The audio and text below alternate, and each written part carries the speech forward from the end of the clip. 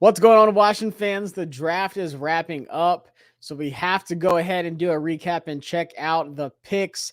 This is the second draft class under Adam Peters, and we'll take a look at the depth chart and see how that really plays out. Of course, right now we have some undrafted free agents going through as well. I'll try to keep up with those as much as possible and see what we have going on there. If something comes up, I'll be sure to share that as well, because there was a lot of good draft people or draft prospects still left on the board that I actually really liked. So let's go ahead and I'll pull up my screen and we'll take a look at this draft class, and then we'll talk about it and really break down the depth chart as well. So we only had 5 picks, and fans, a lot of us really thought that we might be trading back. We might, try to get some more picks. But Adam Peters said, look, with all the picks we had last year and then the picks we have this year, it pretty much combines to make 2, full draft classes. So they didn't really feel like it was a need to draft back and get more draft capital. They really wanted the board to fall to them, get some impact players, and that's exactly what they did. And to be honest with you, there was only one guy on this whole list, which I didn't really know too much about, but got to know him a good bit over the last few hours. So we'll go ahead and break this down. So first pick on night 129, they decided to go with Josh Connolly Jr., who is the tackle out of Oregon. Surprised a lot of fans, to be honest with you. We're like, okay, there's some notable names there on the board. They either had some red flags, they had some medical concerns. There were a couple things there that we weren't really too, high on. So who knows if Washington even had them on their board, but we knew they were high on Josh Connolly Jr. They met with him a ton in this whole, draft process leading up to everything. They had him on a top 50, a top 30 visit. They just said, look, this was the guy. We had a lot of offers to trade back.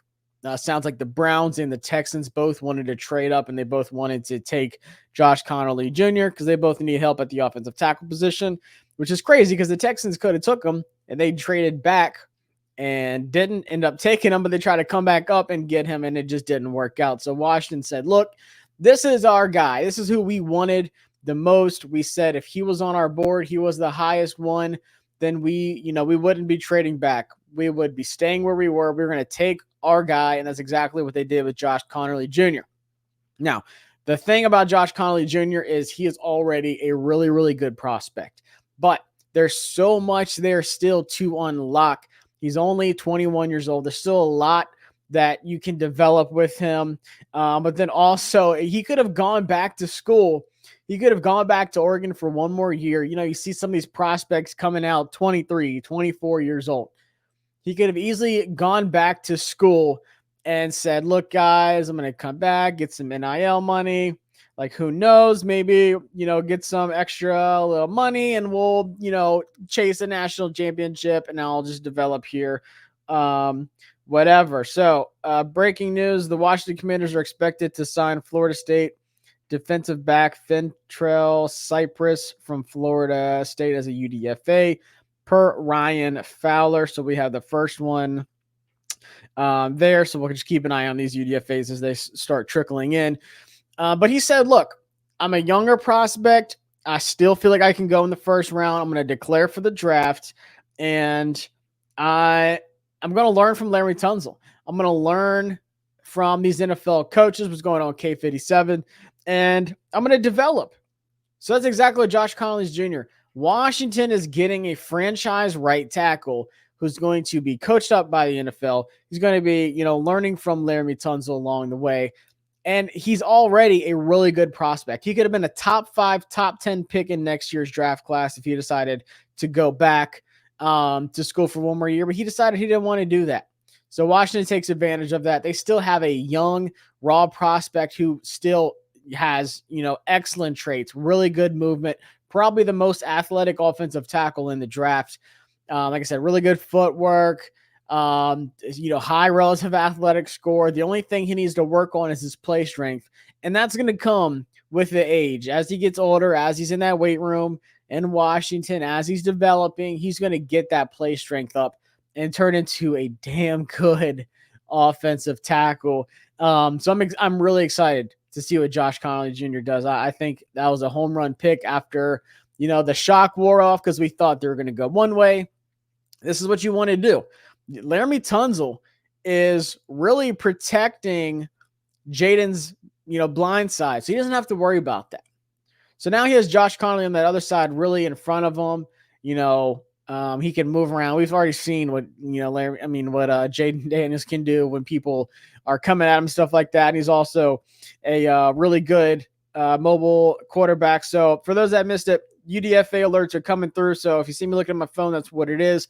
The Commanders are signing Florida State defensive back Fentrell Cypress, who I feel like has been in the draft for years now from Florida State. So we've got some UDFAs trickling in. So bear with me as I get those alerts. I will try to keep you up to date on that as well. Because there's a lot coming through right now. So I'm going to try to look over there while I talk and do this and do everything together. So I appreciate y'all. And I just got off a 7-hour live stream. So let's do this, y'all. It's draft season. This is what we get excited for. Let's see. MG said wide receiver is a punt returner, needed a corner badly. Hell of good picks. Our O-line is nasty. So no defense. We did get 2 really good defensive players. So we'll talk about a little bit more. So like I said, Josh Connolly Jr., guys, that was a home run pick. This is a guy who's going to only get better. 6'5", 311. Still very raw, but still has really good tape. The fastest 10-yard split, which Washington loves, by the way. So he's going to be learning from Larry Tunsil. He's going to be getting that NFL coaching, and you have those 2 positions solidified. So you can move Brandon Coleman to the inside and have probably one of your top offensive lines in my lifetime, to be honest with you. Laramie Tunsil, Brandon Coleman at left guard, Tyler Biadasz, then you have Wiley until Sam Cosmi comes back at right guard, and then Josh Connolly Jr. at right tackle. Adam Peters made it a very strict agenda to address this offensive line over the last 2 seasons, but more importantly, this offseason, trading for Laramie Tunsil, getting Josh Connolly Jr. in the first. You could tell this was so important to him, and you got to protect your franchise. You got to protect Jaden Daniels. So that's exactly what he decided to do. And then Trey Amos dropping to 61 when I had him going to the Bills at 30. Even after the first round, a lot of Bills fans were like, wow, we selected Maxwell Harrison over Trey Amos. I don't know about that. A lot of Bills fans really wanted him.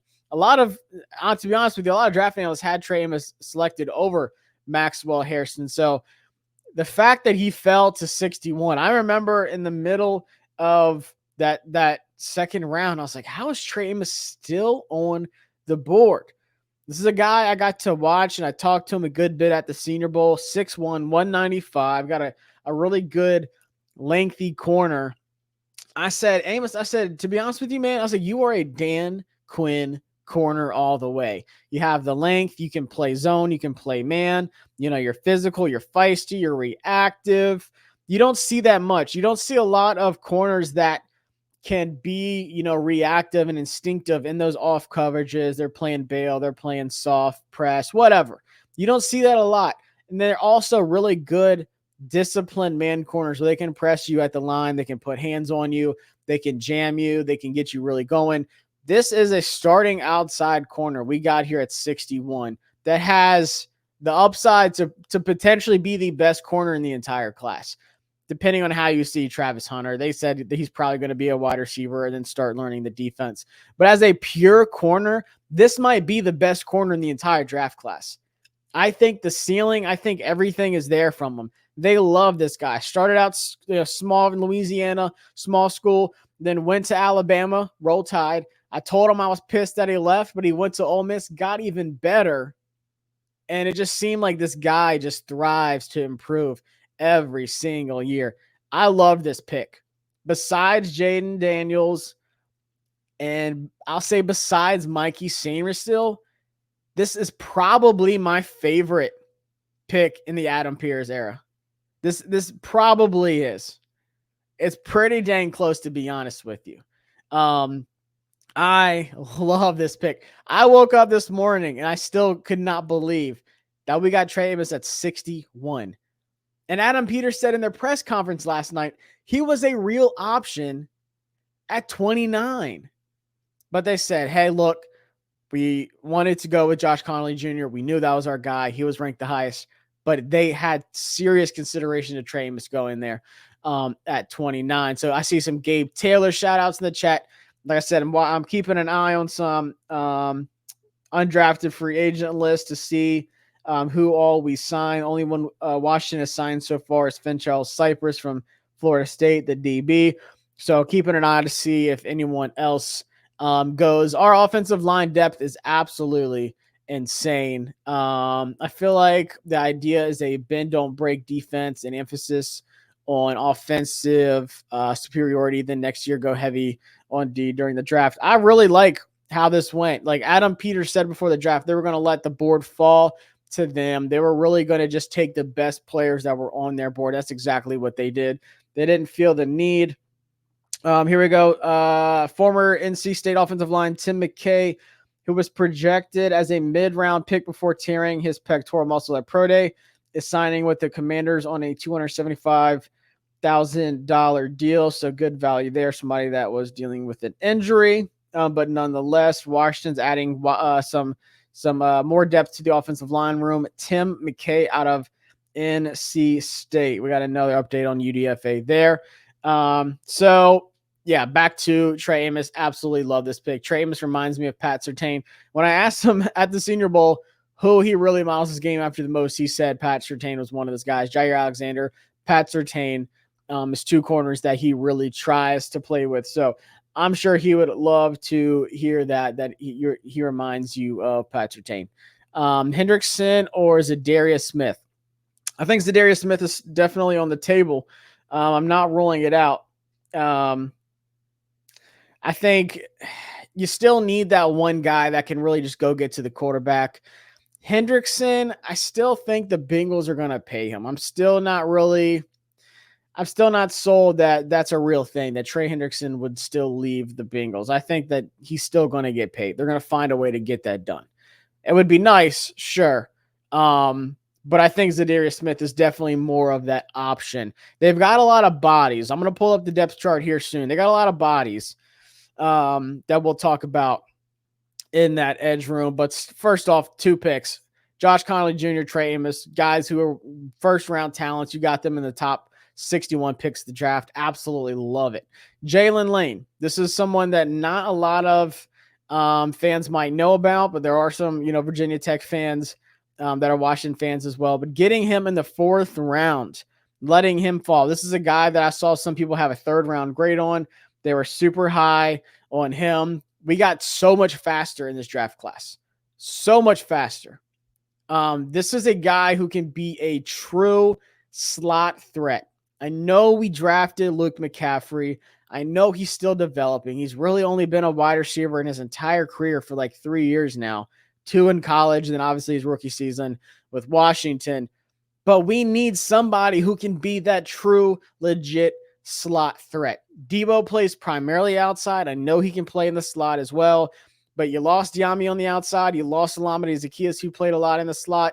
You need somebody to take that over. We don't have that one guy that can be a real speed threat to stretch the field, whether it's vertically or once the ball gets in his hands across the middle of the field on these short passes.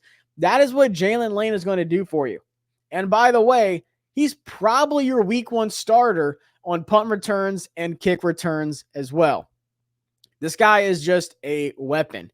It is a shame what Virginia Tech's offense did to Jalen Lane last year, because when you watch the film, he was wide open all the time. All the time. 5'10", 191. He finished in the top 3 for receivers in the 10-yard split at 1.5, which is nuts. Ran a 4.34 40-yard dash, had 11-foot broad jump, and a 40-inch vertical. He's a dynamic player who caught, ran, passed, and returned a punt for a touchdown in 2024. He is excellent with the ball in his hands. He's quick with the speed to pull away when he gets a crease. Lane makes defenders miss, breaks tackles, and follows his blocks. What else could you ever want in a slot wide receiver? I see someone say reminds me of Deshaun Jackson, MC Jordan. There's actually a comparison between the two. Their athletic profiles are very, very similar. I just like Jalen Lane, as that more true slot guy. I probably wouldn't put Jalen Lane on the outside much, but I'm telling y'all, I really like this pick. I saw some fans that are like, I don't get it. We wanted this position. We wanted that position. And we did that last year. Remember at the pick 36, when we took Jerzon Newton, we kept saying, oh, we're going to get a tackle here. We're going to get a wide receiver here. We're going to get a corner here. And we went D tackle with Jerzon Newton. And now that he's a really important piece for the season coming up. So the thing for me, take the best player available. That's exactly what they did. I think Jalen Lane's going to turn out to be one of the fan favorites. I'm calling it now. I truly think Jalen Lane's going to be a fan favorite. He said his top 3 wide receivers in the draft. Like he said this like a month ago on the Up and Adams show with Kay Adams. Top 3 wide receivers: Amon-Ra St. Brown, Justin Jefferson, and by God, Scary Terry McLaurin. That's his top 3 receivers in the league. They both wore 83 in college. They have a lot of similarities. He loves Terry. If you listen to Jalen Lane talk, you're like, of course they love this guy. This is a high energy, really high character, just a really humble, good person. But then he gets on the field and he does things to people who have families that shouldn't be allowed on the field. He is fast. He's explosive after the catch. This is a home run pick. I'm so excited. I know there was, Ty Felt, and there's a couple other outside guys. Washington met with so many slot receivers throughout this process. I kept telling people, Washington has a type that they're looking for in the draft, and it's a slot receiver. Jalen Knoll, Xavier Restrepo, Jalen Lane, Jamil Pritchett. They met with, it seems like every single, let me see, catching up, make sure we didn't sign somebody else. Krosky and Merritt's talking to the media. We'll catch up on that later. But they just met with every single slot wide receiver possible. And of course, he was at the Senior Bowl. Josh Conley Jr. at the Senior Bowl, high relative athletic score, top 30 visit.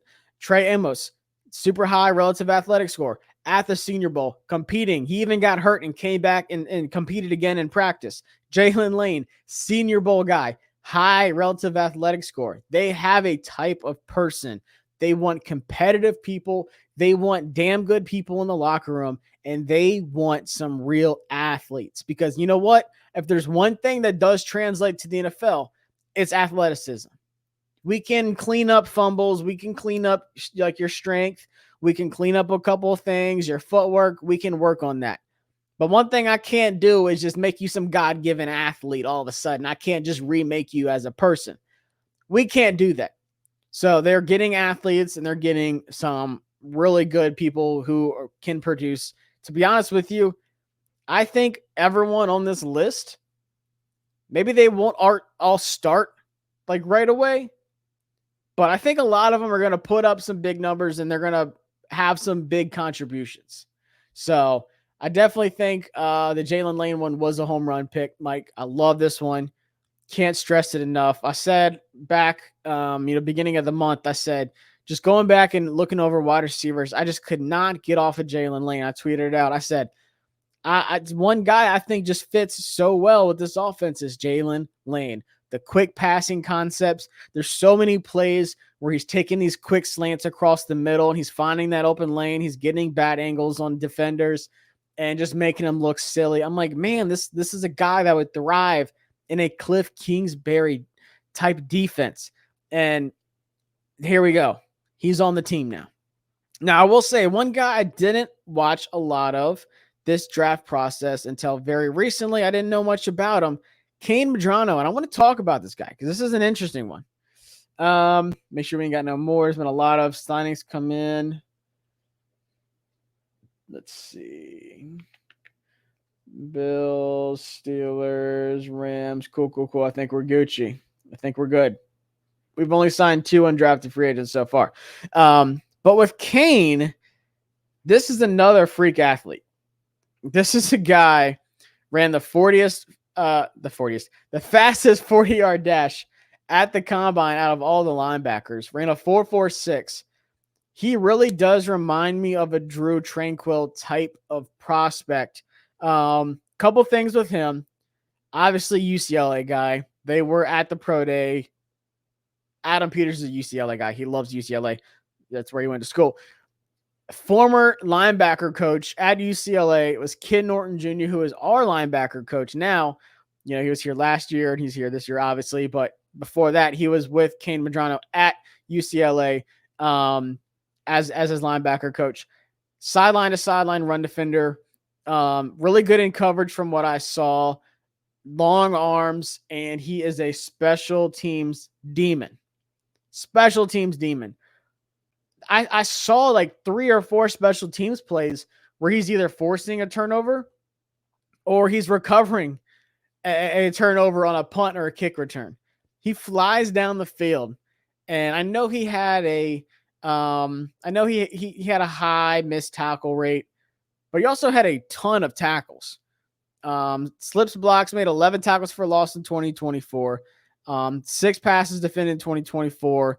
Had 2 interceptions last year, and they were good ones. It was like a baiting type of one, and he would just drop back into coverage and get them. So he has that sideline to sideline speed. What I think is going to happen with Kane is these third and long situations. Usually when we would see, I love him to death, when we would see Bobby Wagner in these like passing situations, I think you will see Kane come in as that second linebacker. You'll see Frankie Louisville and you'll see Kane as those 2 linebackers in these third and long situations.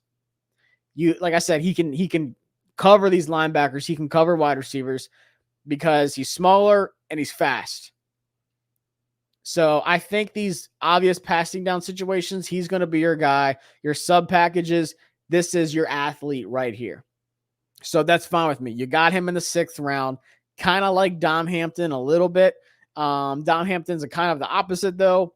You know, safety, they want him to kind of go to linebacker.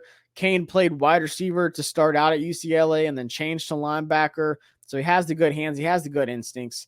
But I think those 2 guys, I don't know what they're going to do with Dom Hampton. I'm not sure if they want to move him, you know, back to safety, or if they're going to keep him at linebacker or whatever. But 3rd and 10, even heck, 3rd and 6, 7, 8, whatever passing situations, bring Kane in. And if not, you're going to have a really good special teams guy. Nick Ballore is really, really good, but he's also like 37, 38 years old. So I think this is the guy that's really going to take over that spot. You've got a really good special teams guy here. Why was Merritt not invited to the NFL Combine? Sounds like he was a great player. So the thing with Jacory, we'll go ahead and talk about him because I like Jacory. That's my guy.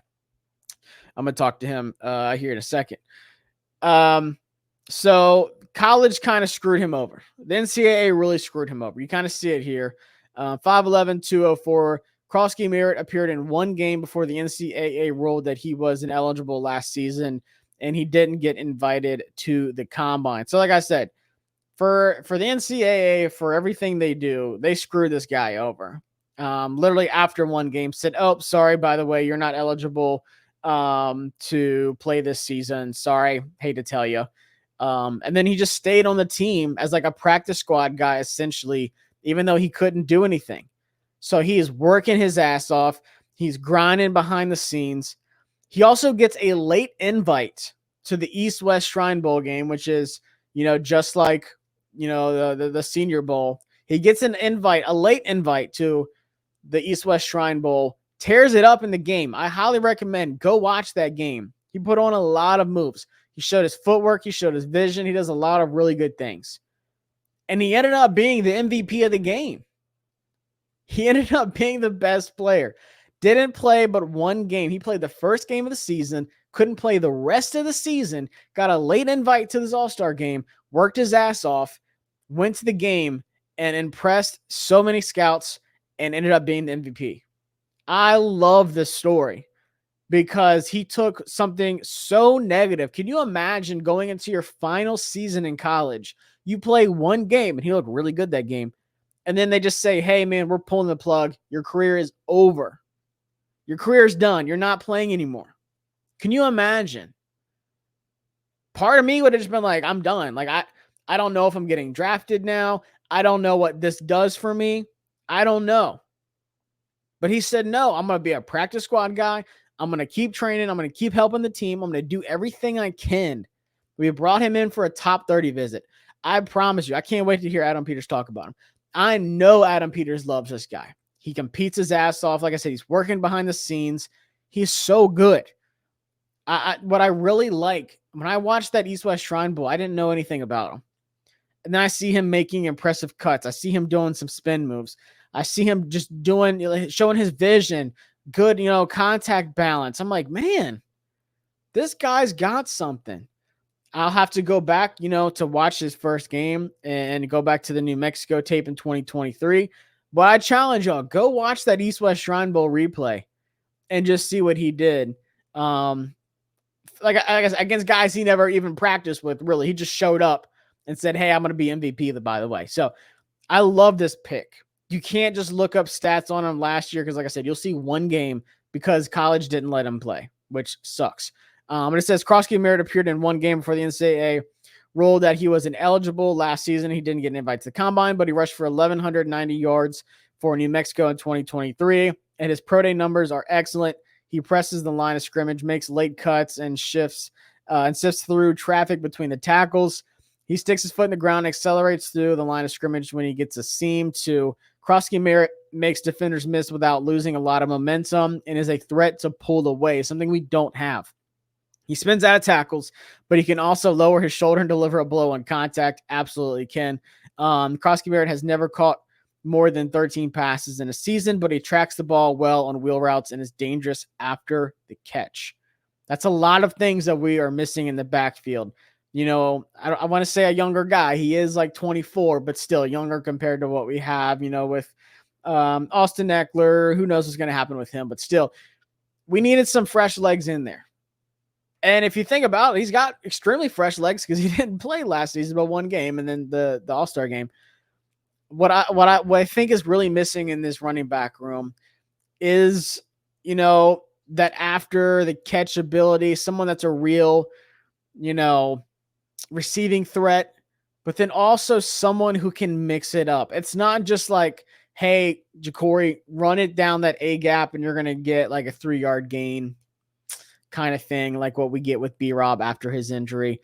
Ja'Cory really does. I love how they mentioned that he can stick his foot in the ground, and when it looks like there's nothing, like if it's an inside zone run to that left A gap, he can stick his foot in the ground and just cut things to the outside and get upfield. That's the one thing that really stands out that I really started to love and appreciate with Ja'Cory's game that made him different than some of these other late round guys. He can break tackles because he's 204, but he can also lower his shoulder at 5'11". Like, I love that. I love his balance of speed and power.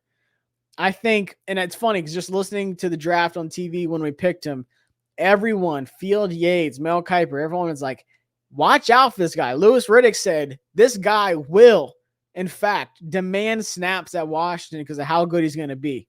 I did not hear one thing bad about Ja'Cory Krosky Merritt from any of those guys. And you kind of expect, like, I don't know much about him because he only played one game. Maybe you just don't say anything about him. But no, they were hyping the shit out of him. They're like, look, this is a really good guy. Watch out. This is a scary pick. This is a steal. So I agree with them. I love this pick. Overall, with the draft, these are guys that are going to make an impact. Is this some franchise like roster changing draft, with like 10 bodies? I'm not going to say it is. But you have a franchise right tackle. You have a starting franchise corner in Trey Amos. You have a legit speed weapon in the slot with Jalen Lane, who's your return guy too. Should be the full-time return guy week 1. You have finally a coverage linebacker who can learn from Luvu. He can learn from Bobby Wagner. But you don't have that liability on 3rd and long anymore.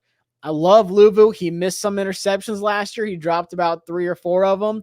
Everything else is great. He plays with the same energy, the same drive from Kane. But I really like to see that. And I don't know what we're going to get out of Ja'Cory Krosky Merritt, but I can tell you he's a really good running back. He's a really good guy in the locker room. He's a really good running back. He's a really good, hard worker. And it's a different pace of what we have in there right now. I'm not saying he's going to be running back 1 next season. I'm not saying, hey, B-Rob, you lost your job. Austin Eckler, you lost your job. But I'm just saying he's absolutely going to be one of the guys I'm watching when I'm at practice, when I'm at training camp, and even in the preseason. Remember, like the other Arizona running back, what Michael Wiley was doing in preseason last year. I think Ja'Cory Cross-Garrett is going to be that guy this year. I don't care if he's a 7th round pick. He's going to get some good runs. Let me see if we sign anybody else.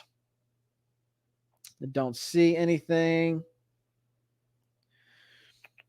All right, I think we're good. So far, I've only seen the 2 signings in UDFA. Nothing else crazy. Shiloh Sanders is going to the Bucks. All right, so let's look at our depth chart real quick, y'all. Let's update it. And they have our drafts, which is the purple guys. If we can get it up here. All right, so I know they have Debo in the slot. That's not going to be right. Debo's going to go to the outside. Jalen Lane's going to be our slot guy. If you're using your 4 wide receivers, we did rotate about 5 or 6 last year. I think Michael Gallup can make the team as an outside guy. We'll see what he does, but I think with your primary package is going to be Terry on the outside, Debo on the outside. Jalen Lane's going to move over here in the slot. And Luke McCaffrey, I think he can play inside and outside. He actually played a good bit of outside at Rice. So who knows? Maybe he can stick to the outside more. He's not going to just be thrown in the slot. He's like 6'2", a little bit stockier than I thought he would be. So just keep letting him develop. Keep letting him work with Wes Welker. We're going to get that train going. We're fine. So wide receiver room. We got 1, 2, 3, 4, 5, 6. I think Michael Gallup would be the 7th. That's fine. If KJ Osborne is your wide receiver 7 on the team, cool. Michael Gallup is your wide receiver 6. All right. That's a lot better wide receiver room than we had last year. So this is a really good wide receiver room. I'm happy with this. I agree with you, Mike. I do love this roster. Best I've ever seen us have. It's a damn good one. Here we go. Another signing. UCF defensive tackle Ricky Barber is signing with the Commanders. Don't know much about him. He's a UDFA, so we'll check him out. I'm going to write up an article tonight about the UDFA signing, so we'll get to it. But then offensive line, like I said, I'm projecting Laramie Tunzel at left tackle, Brandon Coleman left guard, and then you'll have Tyler Biotish at center, Wiley at right guard until Sam Cosme comes back, and then Josh Connolly Jr. is going to be your right tackle there. Tight end room stays the same. Obviously, quarterback room stays the same for the front 2. And then the running back room, this is where it's going to get interesting. There's going to be a true competition. One thing that Adam Peters says all the time, and he said it many times in the last 48 hours, is competition. Guys are going to compete. That running back room will be a competition. You got B-Rob. You got Austin Eckler. You re-signed Chris Rodriguez. You re-signed Jeremy McNichols. Then you go get Ja'Cory Cross-Garrett. You still got Felton. And then you still had Wiley, who, like I said, actually looked good in preseason last year. Xavier Restrepo signing with the Titans. Love that for him. Back with Cam Ward. And then the defense. Let's take a look at the defense. Obviously, we did not address the edge position. Maybe we signed somebody here in free agency. Maybe we still sign Zadarius Smith. A lot of options still on the table. Don't freak out. Don't jump off your balconies yet, Washington fans.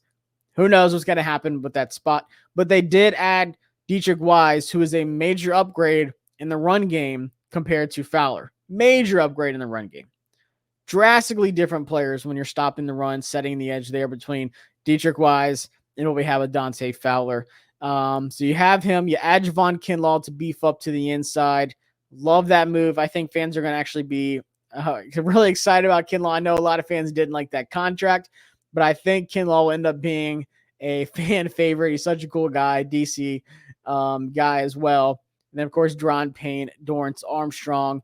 Jacob Martin is a guy who I think will surprise people. He can be productive as a pass rusher on the outside. When he got his opportunities with Chicago, he did get, a good amount of sacks, pressures, tackles for loss, quarterback hits, all that good stuff.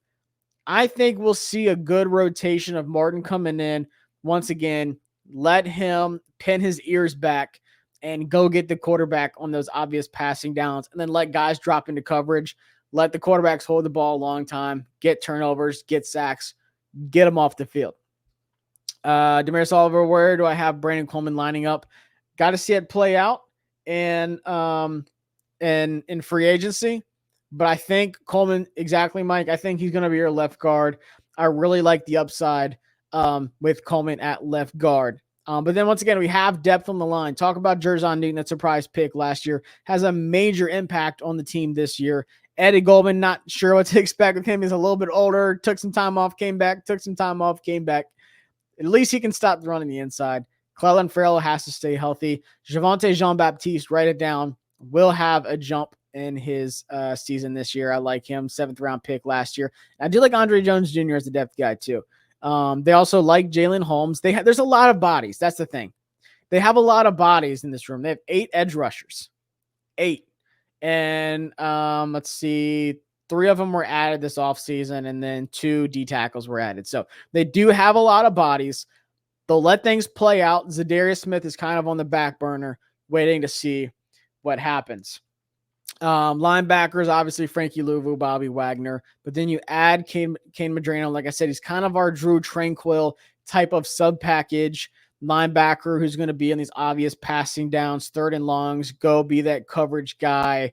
And then Jordan McGee, Washman 31. Yes, I do think we'll see more McGee this year. The thing is, he did have like 2 injuries last year, went to the IR, came back, kind of was dealing with that. But I do like Jordan McGee. I think Jordan McGee is meant to be the Washington version of that 5th round linebacker with Dre Greenlaw. Kind of has the playing style more so Fred Warner than, Dre Greenlaw, but just that diamond in the rough 5th round linebacker that Adam Peters loves to find. Very athletic. Like his upside is linebacker 1 type. Big time leader when he was at Temple. Really good tackler, really good pass rusher, really good in coverage, communicating. He's that green dot type of player. We just got to get him healthy. And hot take, 58 is a clean number for a linebacker.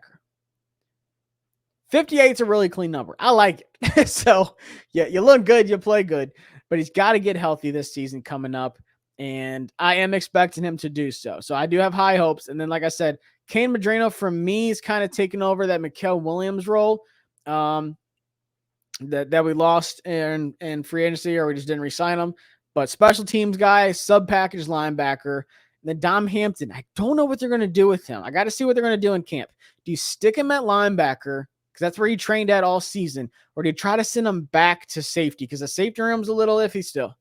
Safety room's a little iffy. You got Will Harris that was added. He can play in the slot. He can play in the box. He can play out in coverage at strong safety. He can do a lot of things.